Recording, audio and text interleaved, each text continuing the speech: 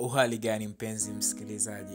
Unaweza kaona hapo kwamba kulikuwa na bonanza moja kubwa sana ambalo liliendeshwa katika nchi ya Burkina Faso, na kama unavyoweza kuona pia rais wa Burkina Faso Ibrahim Traore alikuwepo pia akishiriki katika bonanza hilo. Bonanza hilo liliweza kuhusisha wachezaji mbalimbali kutoka nchi mbalimbali za Afrika.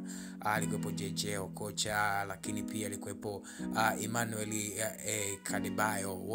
Wote hao waliweza kushiriki katika bonanza hilo. Unaweza kushangaa kidogo kwamba inakuwaje rais anaenda kucheza mpira na anaburudika pamoja na watu wengine. Ni kwamba tu uweze kufahamu naye pia ni binadamu, lakini ningependa tukukumbusha kwamba bonanza hilo liliweza kuhudhuriwa na zaidi na wachezaji ambao wanalipwa huko Ulaya, wanacheza timu mbalimbali za finali kubwa huko duniani. Ni kwamba walikuja katika nchi ya Burkina Faso kwa ajili ya kuweza kusupport baada ya kuona mambo ambayo wamezidi kuyafanya dhidi ya Burkina Faso, wakiamini kwamba sasa ni mwanzo wa mabadiliko ndani ya Afrika. Ndio maana tunamuona JJ Okocha aliweza kufika na aliweza pia kucheza pale kama kiungo katika upande wa timu ya wageni waliokuja kutembea katika ikulu ya rais. Lakini pia alikuwepo Emmanuel, mpenzi kabisa huyu na hatari kabisa katika masuala ya mpira, Emmanuel Adebayo naye pia alikuwepo. Lakini Emmanuel Adebayo aliweza kusema kitu ambacho ilikuwa ni message kwa ajili ya wananchi wote wa Burkina Faso, lakini na mataifa yote yanayozunguka Burkina Faso. Alisema kwamba sisi tumekuja mahali hapa kwa ajili ya kuweza kumuunga mkono Ibrahim Traore kwa kila jambo analolifanya, lakini pia kuja sisi hapa si tu sisi peke yetu, lakini pia tunaomba hata nchi zetu marais waweze kumuunga mkono Emmanuel, waweze kumuunga Ibrahim Traore mkono katika harakati zake za kuweza kuijenga Burkina Faso mpya. Alisema hivyo Emmanuel Adebayo.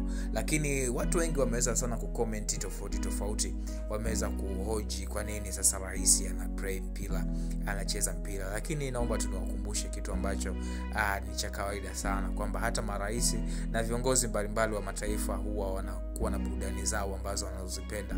Hivyo walitumia bonanza kama sehemu tu ya kuhamasisha na kuwakutanisha watu pamoja na kuweza kufurahia kitu ambacho kinawakutanisha watu kwa pamoja. Of course ni kwamba mpira ni burudani kubwa duniani ambayo inapendwa na watu wengi sana.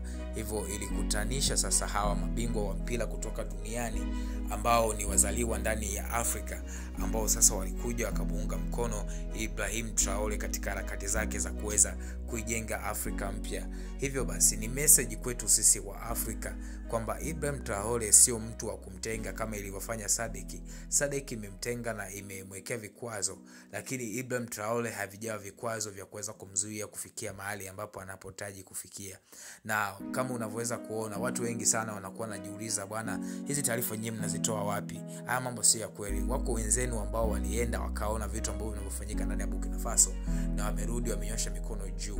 Kwa hiyo naomba tu niwakumbushe Watanzania wenzangu, utengano ndani ya Afrika ndicho kitu ambacho kilichotuumiza mwanzoni kabisa ya miaka ya 1900 katika uvamizi wa wakoloni. Ndicho kitu ambacho kilichozidi kutuangamiza wa Afrika.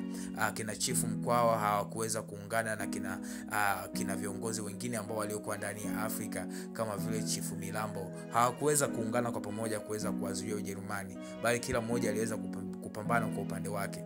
Kwa hiyo wa Afrika hata sasa bado iko kitu bado kinatuumiza sana. Mfano kama Kongo hapo bado kuna vita ambayo inaendelea, vita wenyewe kwa wenyewe, lakini viongozi wote wa Afrika wamenyosha mikono juu, kila mmoja anaangalia upande wake. Ni kitu ambacho pia kinachotumiza. Wakongo wanapigana leo, lakini sio Wakongo. Ni kwamba kuna mataifa ambayo yako nje yanayonufaika na vita hii inayoendelea Kongo, na ndio maana hata Marekani pia umeweza kusikia hapo kwamba imeombwa na rais wa Kongo kwamba ije ifanye usalama ndani ya Kongo. Marekani iliuliza pasipo hata kuficha, ikasema kwamba mtatupa nini? Rais wa Kongo Tshisekedi akasema kwamba tutawapa madini ambayo tunayo, lakini hilo limeweza kupingwa vikali na vyama vya siasa vilivyoko ndani ya Kongo pamoja na jeshi la wananchi ambao linaloendelea kupigana na M23 katika nchi ya Kongo. Kwa hiyo naomba tu nikwambie ndugu yangu Mtanzania, vita vinavyoendelea ndani ya Afrika si kwa ajili tu ya Waafrika peke yao, lakini ni vita ambayo imekuwa ikitengenezwa kutoka nje na mataifa ya nje ili waje wachukue madini ndani ya Afrika. Kwa hiyo kama viongozi wa Afrika, kama wananchi wa Afrika, tunapaswa tuwe kitu kimoja ili kuweza kuitengeneza Afrika moja ambayo tunayohitaji, Afrika ambayo tutakuwa na fedha moja, Afrika ambayo tutahitaji kusafiri kutoka Kenya kwenda Tanzania, kutoka Tanzania kwenda Uganda pasipo kuhitaji visa. Leo tumewekewa mipaka na wakoloni. Mtanzania hauwezi ukaenda Rwanda, hauwezi ukaenda Kenya pasipo kuwa na visa. Ni kitu ambacho sio na endapo kama mtu akapatikana ndani ya Kenya pasipokuwa na visa, anaonekana kama ni mvamizi, kama mkimbizi. Ni kitu ambacho tumetengenezewa na wakoloni, kitu ambacho tumetengenezewa na wazungu. Lakini nenda ukaangalie wao wanaweza akasafiri pasipo hata kuhitaji masuala ya visa. Visa inakuja baadaye endapo kama mtu anakuwa anashtakiwa na vitu ambavyo sio vizuri vya kiusalama. Lakini sisi wametuwekea huku ndio vitu ambavyo tumekuwa tumevishikilia, kani kwamba bila hivyo vitu hatuwezi tukaendelea kama Afrika. Ni kitu ambacho kimekuwa ni kibaya sana ndani ya Tanzania. Tumekuwa tukiona video nyingi zikirushwa mitandaoni, vijana wa Kitanzania wakikamatwa Kenya, wakikamatwa Uganda, ambao tu pengine walivuka tu mpaka katika hali zao za kimatembezi, wanafanywa mambo mabaya, wanapigwa, wanafanywa vitu ambavyo sio vya kiutu. Ni mabaki ya ukoloni ambayo yameachwa ndani ya Afrika. Ni kitu ambacho Afrika tunatakiwa tuwe na umoja, tuwe na fedha moja ambayo itaweza kutumika kwa ajili ya kuweza kufanya maemezi na manunuzi katika Afrika yetu. Leo nenda kaangalia Marekani. Marekani imeweza kufanya vitu ambavyo vimeweza kuifanya dunia iwe chini ya Marekani. Marekani imetengeneza fedha ambayo inaitwa ni dola. Hiyo fedha Marekani inaweza ikanunuliwa mahali popote pale. Anaweza akaja ni Mkenya ana dola ya Marekani akanunua vitu. Anaweza akaenda mahali popote pale akafanya biashara kwa sababu ana dola tu ya Marekani. Lakini leo ukiwa na fedha 10,000 ya Kitanzania ukaenda nayo Kenya au ukaenda nayo Rwanda nayo pia una hela yao, inabidi uchenji, inabidi ubadilishe. Lakini sio sana dola fedha ya Marekani. Fedha ya Marekani ni fedha ambayo pia thamani yake ni kubwa. Na ndio maana basi ukaenda kwa Ibrahim Traore, captain huyu mwamba wa Afrika kutoka Burkina Faso, ameweza kuungana na wenzie kutoka nchi ya Ghana, wameweza kutengeneza umoja wa Saheli ambao sasa umoja huo utaenda sasa kutengeneza mabadiliko.